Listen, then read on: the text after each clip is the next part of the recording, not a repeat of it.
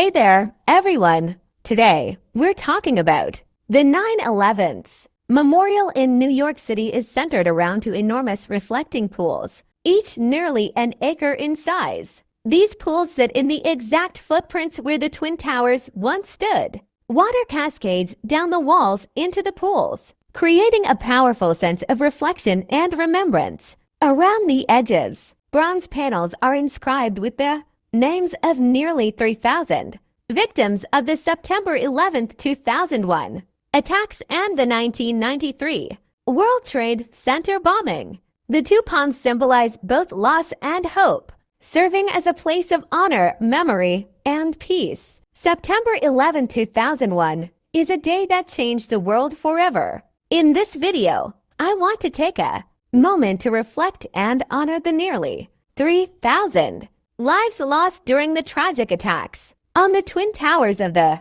World Trade Center, the Pentagon, and aboard Flight 93.